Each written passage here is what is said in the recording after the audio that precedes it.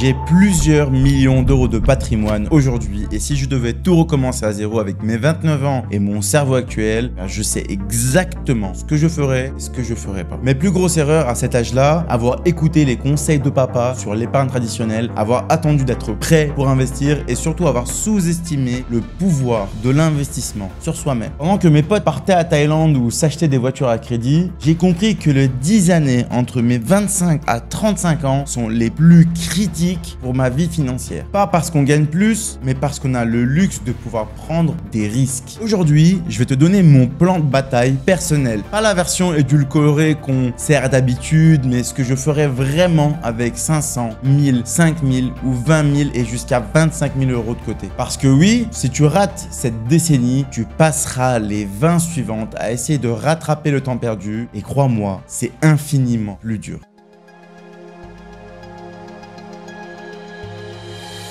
Avant de parler crypto ou autre investissement, soyons honnêtes sur ta situation réelle à 25 ans. Parce que les conseils que tu lis partout supposent que tu as déjà 50 000 euros de côté et un salaire de cadre supérieur. C'est pas du tout la réalité de la plupart des gens. À 25 ans, tu rentres généralement dans l'une de ces trois catégories. Soit tu es débutant, tu sors d'école, premier boulot entre 1800 et 2500 euros net par mois. Tu galères parfois en fin de mois, mais tu commences à avoir quelques centaines d'euros de côté. Soit tu es l'intermédiaire, donc ça fait 2-3 ans que tu travailles, tu gagnes entre 2500 et 3500 euros net, et ça c'est vraiment bien. Tu as réussi à économiser entre 5000 et 15 000 euros de côté, mais tu te demandes encore quoi faire. Soit tu fais partie du privilégié, donc tu viens d'une famille aisée, tu as un bon salaire dès la sortie d'école, ou tu as déjà un business qui fonctionne, tu as plus de 20 000 euros de disponibles et tu cherches à optimiser. Et voici ma première règle d'or. Jamais, et je dis bien jamais, tu n'investis de l'argent dont tu as besoin pour vivre dans les 6 prochains mois. Peu importe à quel point une opportunité te semble alléchante. Avant même de penser crypto, assure-toi d'avoir ton épargne de sécurité. C'est la première chose. De 3 à 6 mois de charges courantes sur ton livret A. Aussi, attention si tu as des dettes qui s'élèvent à plus de 5 à 6%, assure-toi de bien les rembourser avant de commencer à penser à investir. Et enfin, ta capacité d'investissement, elle doit être définie. Pose-toi la question, combien je peux vraiment investir et me permettre de perdre sans que ça bouleverse ma vie. Maintenant, et c'est crucial, quand est-ce que tu débutes? Ton plus gros actif, ce n'est pas ton argent, c'est toi, tes compétences, ton potentiel de revenus futurs et surtout ta capacité d'apprentissage. Mais attention, je dirais pas ça pour minimiser le pouvoir de l'investissement. Au contraire, avec les bonnes stratégies crypto, 1000 euros bien investis se transforment en 50 000 euros, voire plus. Ce que je dis, c'est que tes compétences et tes investissements doivent travailler ensemble. C'est pour cette raison que dans mon plan d'investissement, je réserve toujours une partie pour investir sur moi-même. Notamment, je peux investir dans des formations qui vont me permettre d'augmenter mes revenus, comme du marketing digital, des formations sur de la vente, des formations sur n'importe quelle chose qui va me permettre de générer plus de revenus. Ça peut être sur des compétences rares et recherchées aussi sur lesquelles je vais investir, comme par exemple le secteur de l'IA, le secteur de la blockchain, le secteur de l'automatisation, etc.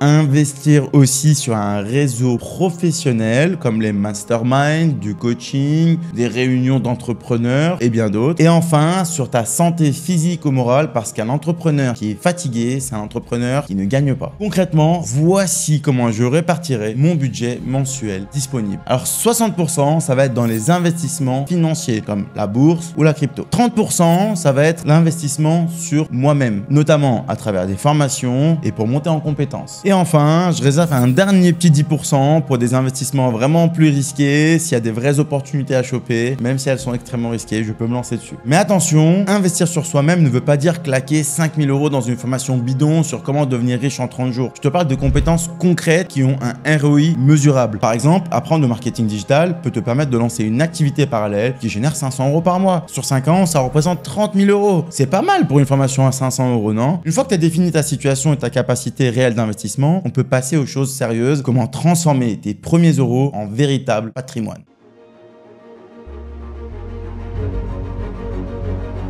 Alors, tu as fait le point sur ta situation, tu as 1000 euros à investir, peut-être un peu plus, peut-être un peu moins. Et là, tu te dis, 1000 euros, c'est ridicule. Je vais jamais devenir riche avec ça. Eh ben écoute, c'est la plus grosse bêtise que tu puisses dire. C'est exactement cette mentalité qui fait que 90% des gens ne commencent jamais. La vérité, c'est que 1000 euros bien investis à 25 ans, c'est ton ticket d'entrée dans le club des futurs millionnaires. Pourquoi? Parce que tu as 10 ans pour apprendre, tester, te tromper, recommencer avant que tes vrais gros investissements arrivent. Ces 1000 euros, c'est ton école de trading, ton laboratoire, ton terrain d'entraînement. Voici mon allocation exacte pour tes premiers 1000 euros. Premièrement, tu places 70% sur Bitcoin et Ethereum, soit l'équivalent d'à peu près 700 euros. Sur ces 700 euros, tu mets 400 euros sur Bitcoin et 300 euros sur Ethereum. On est bon. Pourquoi cette base? Parce que ce sont les seuls actifs numériques qui ont prouvé leur résilience sur plusieurs cycles. Si tu ne devais retenir qu'une chose, ne jamais parier ton avenir sur des coins qui n'ont jamais traversé au moins un bear market complet. Ensuite, tu mets 20% sur des altcoins de premier rang, notamment 200 euros. Tu vas avoir par exemple Solana, Polygon, tu vas avoir aussi Chiliz, Theta, etc.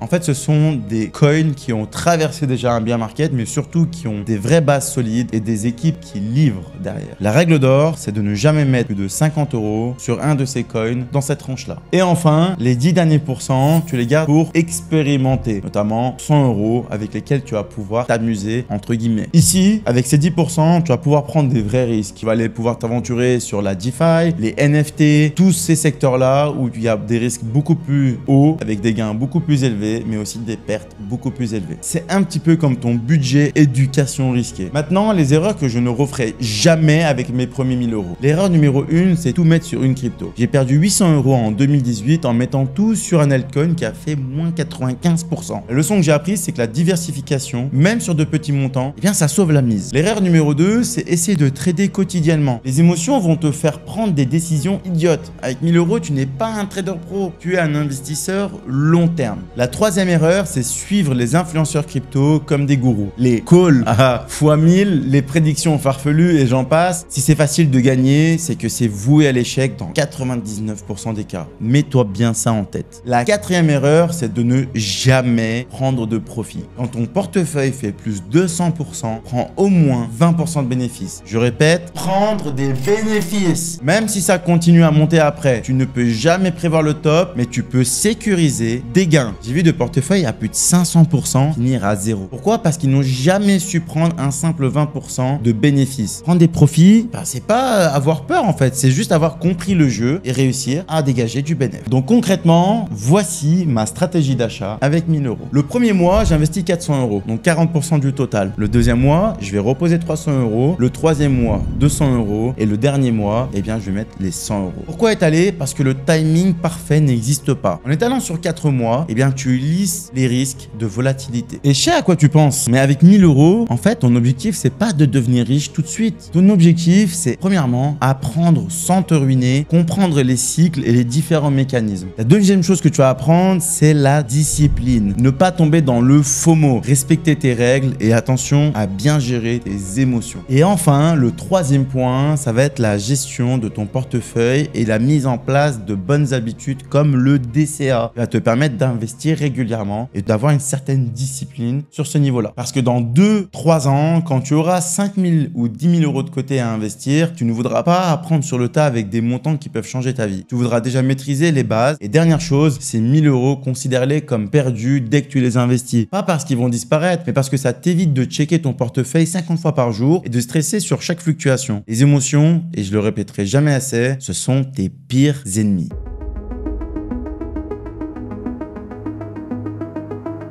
Ok, ça fait 6 mois, 1 an que tu as investi tes premiers 1000 euros, tu commences à comprendre les cycles, tu as survécu à quelques crashs et surtout tu as développé cette discipline dont je te parlais. Maintenant, on passe aux choses sérieuses parce que là, on entre dans la zone où tes décisions peuvent réellement impacter ton avenir financier. Entre 1000 et 10 000 euros, c'est le moment où tu construis les fondations de ta richesse crypto. Voici comment j'augmente progressivement mon exposition. La phase 1, de 1000 à 3000 euros, je continue ma stratégie de base, mais je commence à optimiser. Donc je mets 60% en Bitcoin et Ethereum au lieu des anciens 70% et 25% sur les altcoins de premier tir au lieu de 20%. Et enfin 15% dans les expérimentations et les opportunités au lieu de 10%.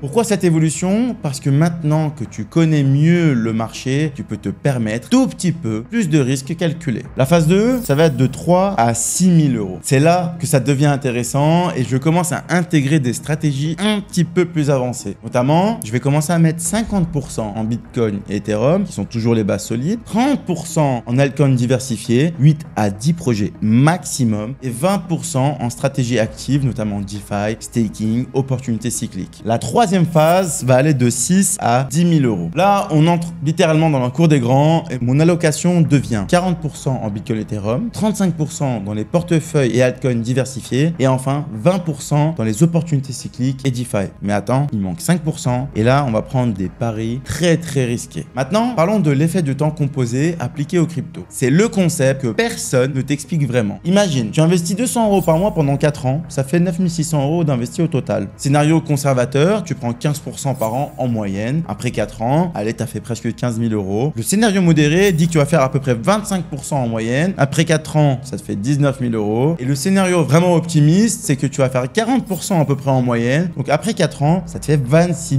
000 euros. Mais attention, ces chiffres partent du principe que tu résistes aux tentations parce que le vrai défi entre 1000 et 10 000 euros, ce sont pas les stratégies d'investissement, c'est la gestion psychologique. Idiot, ce sont ça. Mes techniques pour optimiser mes gains sans prendre de risques idiots, je vais te les donner tout de suite. Notamment la technique numéro 1, c'est la règle des 25%. Dès que ton portefeuille fait 100%, tu prends 25% de bénéfices. Point. Même si tu penses que ça va encore monter, cette règle m'a évité de perdre des dizaines de milliers d'euros. La deuxième technique, c'est le rééquilibrage trimestriel. Tous les 3 mois, tu reviens à ton allocation cible. Si le Bitcoin a explosé et représente maintenant 70% de ton portefeuille au lieu de 40%, là, tu vends une partie pour rééquilibrer. Ça va te forcer à acheter et à revendre correctement. La technique numéro 3, c'est la stratégie du Bear Market Fund. À partir de 3 000 euros, je commence à constituer une réserve de cash, 10 à 15% de mon portefeuille au total. Cette réserve ne touche jamais aux cryptos pendant les bull market. Elle n'existe que pour acheter massivement pendant les vrais crashs. Et la quatrième technique, c'est la diversification géographique des échanges. Avec des montants plus importants, je ne mets plus tout sur un seul échange, je diversifie. 50% sur un échange principal comme Binance, Coinbase, 30% sur un deuxième échange de confiance et 20% en cold storage, notamment les hardware wallets. Et pour finir, voici les pièges mortels à éviter entre 1000 et 10 000 euros. Le piège numéro 1, c'est l'effet de levier. Dès que ton portefeuille grandit, les plateformes vont te proposer du levier en x2, x5, x10. Non! L'effet de levier, c'est l'ennemi numéro 1 de l'investisseur long terme. J'ai vu des portefeuilles de 50 000 euros liquidés en une nuit à cause de ça. Le piège numéro 2, c'est la surconfiance. Après quelques bons trades, tu vas te sentir invincible. C'est normal, mais c'est là que tu fais les pires erreurs. Reste humble face au marché. Et le piège numéro 3, c'est de FOMO sur les nouvelles tendances. Tout ce qui est métaverse, AI coin, gaming token, chaque cycle a ses nouvelles modes. Tu peux y allouer 5 à 10% au maximum. Jamais plus. Concrètement, voici ma routine pour aller de 1000 à 10 000 euros. Déjà, je ne regarde mon portefeuille qu'une fois par jour, le soir. De façon hebdomadaire, maintenant j'investis mon DCA entre 50 et 200 euros selon mes revenus. De façon mensuelle, je fais le point sur mes allocations et j'ajuste si nécessaire. Et de façon trimestrielle, je vais rééquilibrer complètement et prendre des profits si c'est nécessaire. La vraie question à ce stade, c'est comment financer cette montée en gamme. L'option numéro 1, c'est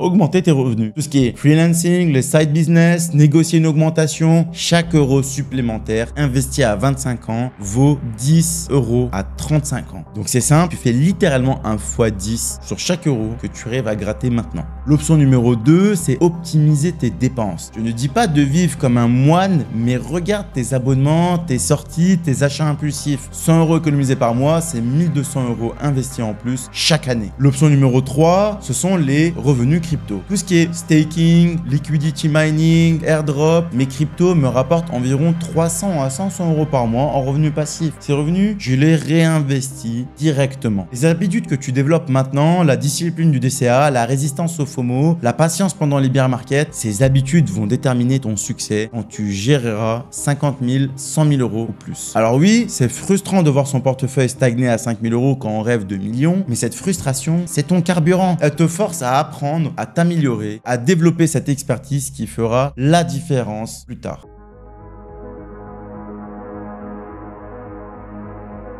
Bon, je vais te dire un truc qui va peut-être te faire rire ou te faire peur, ou les deux. Mon objectif patrimoine à 35 ans, bien c'est 1 million d'euros minimum. Et je sais exactement ce que tu penses en ce moment. Mais il est fou ce mec, 1 million d'euros? Qui je suis moi pour viser ça? Stop! Arrête de penser comme ça. Cette mentalité de petit joueur, c'est exactement ce qui va t'empêcher d'atteindre tes objectifs financiers. Écoute-moi bien, 1 million d'euros à 35 ans, avec les cryptos, ce n'est pas de la science-fiction. C'est juste des mathématiques pures et de la discipline. Laisse-moi te prouver que c'est totalement réalisable. Si tu investis 500 euros par mois pendant 10 ans, ça fait en tout 60 000 euros d'investis au total. Historiquement, Bitcoin a fait environ 135% par an sur 10 ans, Ethereum 85% par an depuis sa création, mais même en prenant 30% par an, c'est-à-dire en étant ultra conservateur pour lisser les cycles, tu arrives à 1 100 000 euros. Mais 500 euros par mois, c'est énorme. Non, c'est 125 euros par semaine. C'est 18 euros par jour. C'est moins que ce que tu dépenses en Uber Eats et en sortie par mois. Et si tu n'as que 200 euros par mois au début, eh bien pas de problème. Tu commences à 200 euros, puis 300, puis 500, puis 800, quand tes revenus vont augmenter. Maintenant, parlons de stratégie de niveau supérieur. Parce qu'avec des montants pareils, c'est vrai qu'on ne joue plus du tout dans la même cour. Le problème numéro 1, il est lié à la fiscalité. Avec des plus-values importantes, le fisc devient ton meilleur ami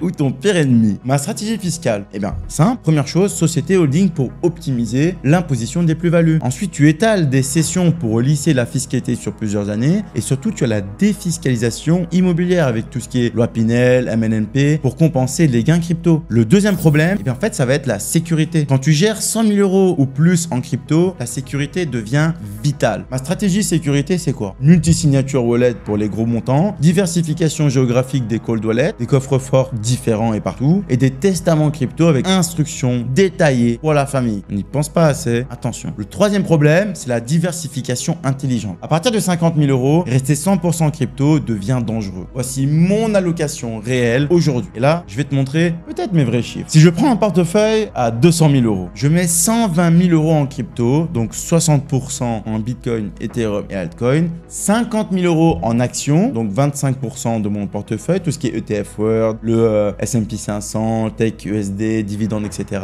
25 000 euros en immobilier avec SCPI, investissement crowdfunding et 5 000 euros en cash pour tout ce qui peut être situation d'urgence. Mais comment gérer psychologiquement ces montants? Parce que perdre 50 000 euros en une journée, même virtuellement, ça te retourne l'estomac et je peux te le dire que ça le retourne vraiment. La première fois que ça m'est arrivé, j'ai pas dormi de la nuit. Mais tu sais quoi? 3 semaines plus tard, j'avais récupéré ces 50 000 euros plus 20 000 euros de bonus. C'est ça la crypto. C'est accepter la volatilité extrême. Tu acceptes dès maintenant que ton portefeuille va faire des montagnes russes. Moins 40% en un mois, plus 80% le mois suivant, c'est le prix à payer pour des rendements exceptionnels. La deuxième règle, c'est de ne jamais tout miser sur un seul cycle. Tu diversifies tes points d'entrée dans le temps, jamais tout d'un coup, toujours étalé sur plusieurs cycles. Et la troisième règle, c'est les revenus avant le capital. Tes cryptos doivent te rapporter des revenus réguliers via le staking. Mais 120 000 euros génèrent 8 000 euros par an que j'ai réinvesti systématiquement. Quand j'annonce mon objectif de 1 million d'euros, là, je vois littéralement 3 types de réactions différents. Le premier type, c'est il rêve, c'est impossible, qu'est-ce qu'il raconte, il est fou. Le deuxième type, c'est celui qui dit ah, ça m'impressionne, mais c'est pas pour moi. Et enfin, le troisième type, c'est le ok, comment on fait pour y arriver? Devine lequel va réussir. La vraie différence entre ceux qui atteignent le million et les autres,